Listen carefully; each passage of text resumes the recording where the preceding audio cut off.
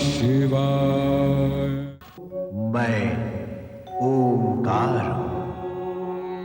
पंच तत्वों से निर्मित प्राणी में जब तक मैं समाविष्ट नहीं होता, तब तक प्राणी पूर्ण ही नहीं होता। अर्थात मैं पंच तत्वों का प्राणाधार हूं। मैं ओंकार हूं। कार्तिकेय को कैलाश पर ले आते हैं। शिव पार्वती कार्तिकेय को देखकर प्रसन्न होते हैं। शिवपुत्र का समाचार सुनकर तारकासुर उत्तेजित होता है। नारद वहां आकर उसे समझाते हैं, किंतु वो उनसे सहमत नहीं होता। उधर देवगण प्रसन्न है। नारद देवराज के पास जाकर उन्हें प्रोत्साहित करते हैं कि वे तारकासुर वध के लिए कार्तिकेय को प्रेरित करें। सभी देवगण मिलकर भगवान विष्णु के पास आते हैं ताकि कार्तिकेय को देवसेना का सेनापति बनाया जा सके। सभी देवगण श्री हरि विष्णु के साथ इस उद्देश्य की पूर्ति के लिए कैलाश जाने का निश्चय करते हैं और कैलाश भवन में मां पार्वती पुत्र कार्तिकेय के साथ लाड़ प्यार में व्यस्त होकर फूली नहीं समाई।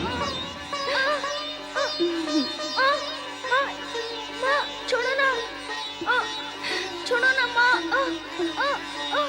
नहीं पुत्र नहीं, आज मैं तुम्हें अपने से अलग नहीं होने दूंगी। पर मैं अलग होने के लिए नहीं छूटना चाहता, पर मैं दब रहा हूँ माँ। देवी ऐसा ही करती थी, तुम्हारी ही भांति ऐसे जोर से दबाती थी और फिर ऐसे ही गाल पर चपत मारती थी। चुमती भी ऐसे ही थी। अच्छा, मैं समझ गई। तुम अपनी कृतिकाओं माताओं की चर्चा कर रहे हो। हाँ माँ, बार बार उनसे मिलने की इच्छा होती है। मुझसे मिलने के बाद भी उनसे मिलने की इच्छा होती है? क्या मैं उनसे कम प्यार करती हूँ? नहीं माँ, ये कहना तो बहुत कठिन है कि मुझसे कौन अधिक प्यार करता है। पर मेरी इच्छा यही है कि तुम उन्हें यहाँ बुलाओ, उनसे मिलो। मेरा भी उनसे मिलना हो जाएगा। उन्हें बुलाओगी ना माँ? हाँ, अवश्य। कितना बड़ा उपकार है उनका तुम पर और मुझ पर। वर्षों तक उन 6 माताओं ने अपने लाड प्यार से तुम्हारा लालन पालन किया, तुम्हें माता का स्नेह दिया। उन्हें न मैं भुला सकती हूँ न तुम। मैं तुम्हारे पिता से कहूँगी कि वे उन्हें यहाँ आमंत्रित करें ताकि तुम उनके और वे तुम्हारे साथ कुछ समय साथ रह सकें। जय शिव शंकर, जय भोलेनाथ, हर हर महादेव।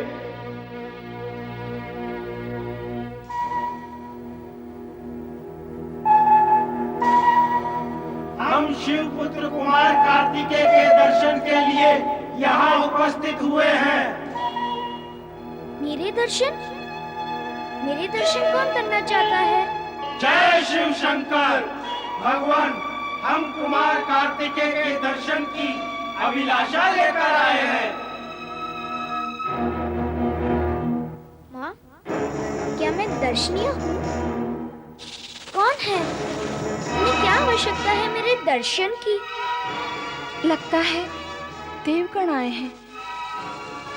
कहते सुनते तो ऐसे है कि सभी प्राणी देवताओं के दर्शन करते हैं।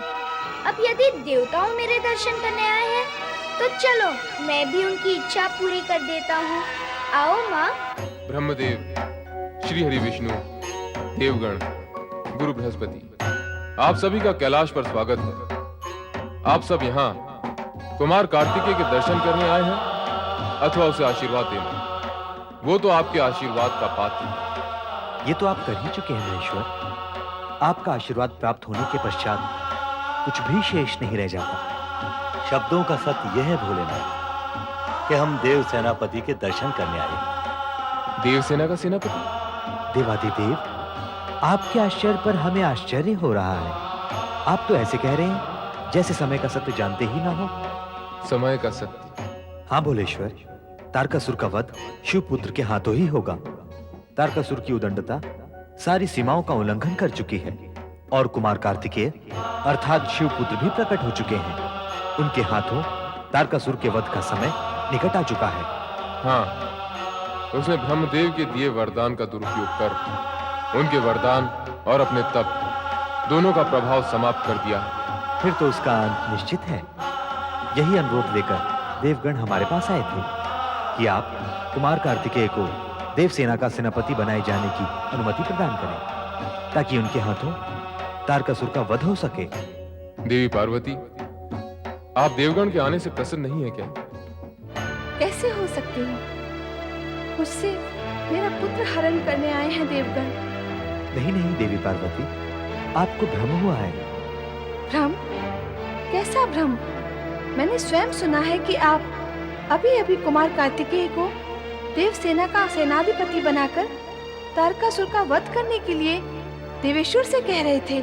देवी, मैंने जो अभी अभी कहा और जो आपने सुना वो मेरा अथवा देवगण का निर्णय नहीं है, विधि का निर्णय है। भावी भी यही है। कुमार कार्तिकेय के जन्म के पूर्व ही यह निश्चित हो चुका था कि तारकासुर का वध कुमार के हाथों ही होगा। इस सत्य को यूं भी कहा जा सकता है देवी कि कुमार कार्तिकेय का जन्म तारकासुर का संहार करने के लिए ही हुआ है। आप देव श्रेष्ठ होकर ये कैसी अनोखी बात कर रहे हैं? कहाँ ये बालक और कहाँ वो महायोद्धा इस सुकोमल कुमार और उस महाभयंकर तारकासुर की शक्ति के अंतर को नहीं समझ पा रहे हैं क्या? देवी, अंतर आपको समझना है। कहाँ वो अत्याचारी, अधर्म, पापी, न्याय और नीति का शत्रु तारकासुर और कहाँ देवादिदेव, परम देव, सत्यम, शिवम, सुंदरम के शिवपुत्र कुमार कार्तिकेय। आयु और आकार के अंतर को ना देखी देवी, सत्य असत्य, धर्म अधर्म, पाप और पुण्य के अंतर को देखें। जगत माता पार्वती और जगत पिता शिव शंकर के पुत्र के सम्मुख भला वो पापाचारी टिक सकेगा? कदापि नहीं देवी, कदापि नहीं। ये सारे तर्क आपके अपने संतोष के लिए हैं, पर मेरा मन नहीं मानता। मैं अपने पुत्र को युद्ध में जाने की आज्ञा कदापि नहीं दूंगी। धैर्य धारण करो देवी, हमें श्री हरि विष्णु के अनुरोध पर विचार तो करना ही होगा। हाँ देवी, अन्यथा तारकासुर अधिक शक्तिवान होकर देवगणों को दुर्बल करने का प्रयत्न करने से नहीं चुकेगा। वो तो अब भी आक्रमण करने के लिए घात लगाए बैठा है। समय रहते यदि उसका दमन नहीं किया गया तो भविष्य में वह और भी कष्टदायी सिद्ध होगा। उसे इस सत्य का ज्ञान हो चुका है कि उसका वध केवल शिवपुत्र द्वारा ही होगा। अब यदि उसे यह सूचना भी मिल गई कि कुमार कार्तिकेय की माता पुत्र को इस कार्य की अनुमति नहीं दे रही है, तो वह और भी निरंकुश होकर अधिक अत्याचार करेगा। सत्य का ज्ञान, सूचना का ज्ञान, तारकासुर की निरंकुशता, इतनी सब चर्चाएं करके आप मुझे मेरे पुत्र के प्रति निर्दयी नहीं बना सकते। मैं एक बार कह चुकी हूँ कि कार्तिकेय तारकासुर से युद्ध करने नहीं जाएगा। वह मेरा पुत्र है और एक बालक। इसके अतिरिक्त मैं अन्य कोई सत्य और तर्क नहीं जानती और जानना भी नहीं चाहती। माता पार्वती, फिर हमारा क्या होगा? हमने तो वर्षों तक शिवपुत्र की प्रतीक्षा की है। विवाह के पश्चात ही कैलाश भवन में भगवान शिव शंकर और हाँ देवी, यह सत्य है कि देवगण ने वर्षों तक प्रतीक्षा की है कि शिवपुत्र की उत्पत्ति के पश्चात तारकासुर का अंत निश्चित है। क्या आवश्यकता थी ऐसी प्रतीक्षा की? और ये भी क्या आवश्यक है कि तारकासुर का संहार इस अबोध बालक के हाथों से ही हो? आप हैं, ब्रह्मा जी हैं, देवराज हैं, शिव शंकर और अन्य अनेक शक्तिशाली देवगण हैं जो एक ही पल और एक ही प्रहार में तारकासुर को समाप्त कर सकते हैं। फिर कुमार कार्तिकेय के लिए ही इतना हठ क्यों? इसका भी कारण है माता पार्वती। मैं भी तो सुनूं, क्या है वो कारण? ब्रह्मदेव ने तारकासुर को सर्वशक्तिमान होने का वरदान दिया था। सर्वशक्तिमान होने का वरदान दे दिया उस राक्षस को, उस तारकासुर को, जो न्याय, नीति, धर्म, कर्म, चरित्र और शालीनता के विषय में कुछ नहीं जानता, जिसके जीवन का ध्येय स्वर्ग के सिंहासन पर बैठकर विलास, विनोद और अपने पद व अधिकार का दुरुपयोग करना ही है, जो लोक सेवा के विषय में करना तो क्या, कुछ सोचने की क्षमता और शक्ति नहीं रखता, उसे सर्वशक्तिमान होने का वरदान दे दिया। आप त्रिदेव ऐसा करते क्यों हैं?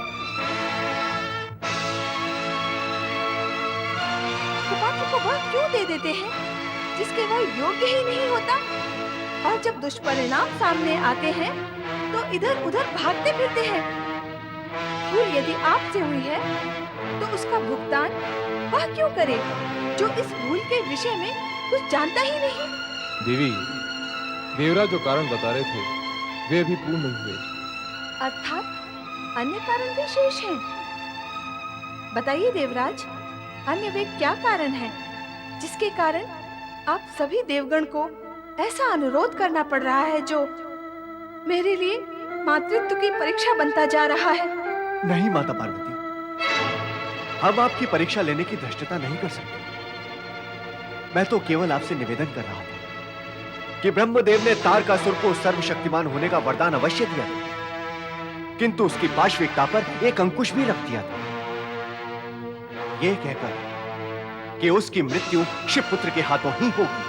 हाँ देवी पार्वती, यदि ब्रह्मदेव वरदान देने के पश्चात तारकासुर के साथ शब्दबद्ध एवं प्रतिबद्ध न हो गए होते तो मेरा सुदर्शन अथवा महेश्वर का त्रिशूल कब की उसकी यह लीला समाप्त कर चुका होता। वैसे भी असुरों को मारने के लिए देवपुत्रों को बालपन से ही तत्पर रहने का अभ्यास करना होगा। हाँ, इतने समय से मैं यही सुनना चाह रहा था। सभी मुझे बालक समझते हैं, माँ तो स्नेहवश अधिक ही मुझे बालक समझती है। ये सच है कि मैं बालक हूँ, पर पुत्र किसका हूँ? असीम शक्तिवान पिता और परम शक्तिशालिनी माता का पुत्र हूँ। ऐसे पुत्र को तो उस असुर का वध करना चाहिए जो निर्दोष प्राणियों को कष्ट देता है। कुमार कार्तिकेय की जय! कुमार कार्तिकेय की जय! कुमार कार्तिकेय की जय! माँ, अब तो मेरी जयकार भी हो गई है। मुझे युद्ध में जाने की अनुमति दो ना माँ। पिताश्री, माँ से कहे ना कि मुझे आज्ञा दे। माँ। नहीं पुत्र, नहीं, मेरा मन नहीं मानता। शक्तिशालिनी माता तो अपने पुत्र को भी शक्तिशाली बनाती है और तुम तो मुझे दुर्बल बना रही हो। कार्तिकेय, तू समझता क्यों नहीं है पुत्र? माँ, यह कार्य तो तुम ही कर लो ना।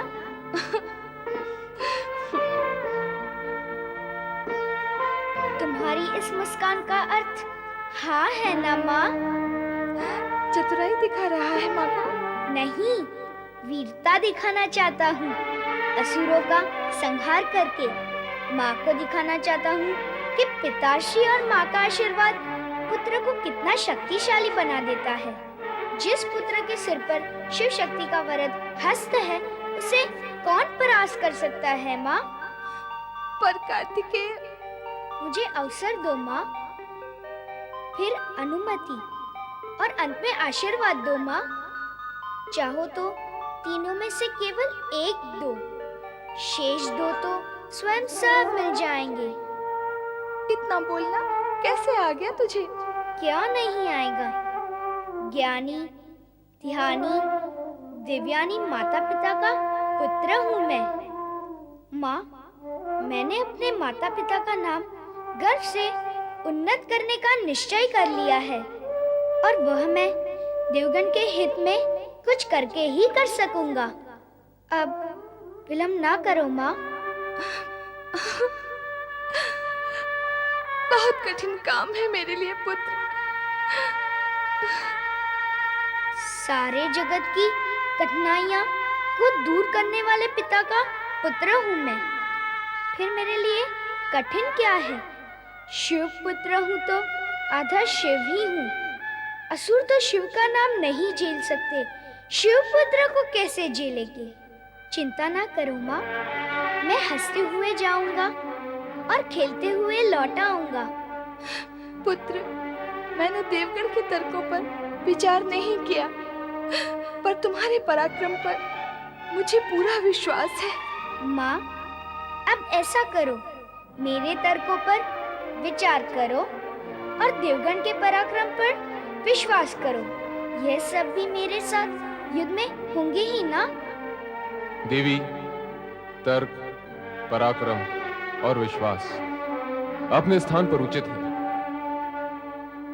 पर यह भी सत्य है कि तारकासुर का वध कुमार कार्तिकेय के हाथों से ही होगा। तुम्हारी ममता और पुत्र के प्रति आशंका व सुरक्षा की भावना भी उचित ही है, पर कुमार कार्तिकेय द्वारा पूर्ण किए जाने वाले कार्य व उद्देश्य की पवित्रता सर्वोपरि है। सभी देवताओं का इन्हें समर्थन प्राप्त है। अतः मेरा यह अनुरोध है कि तुम अपनी समस्त आशंकाओं को छोड़कर कुमार कार्तिकेय को आशीर्वाद देकर इन्हें युद्ध के लिए भेजो।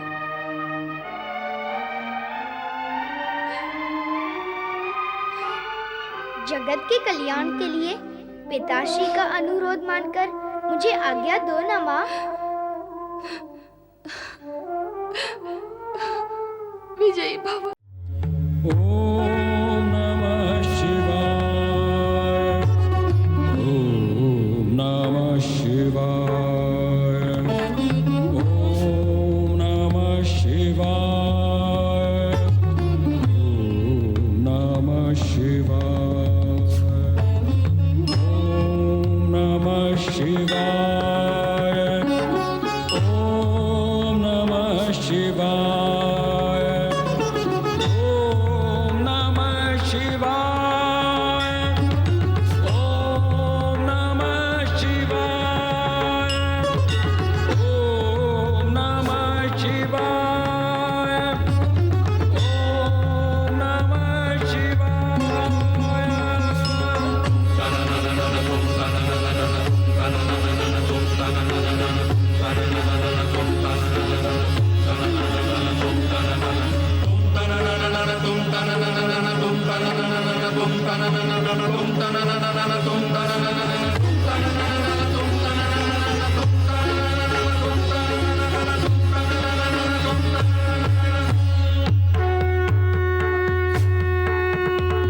ओम नमः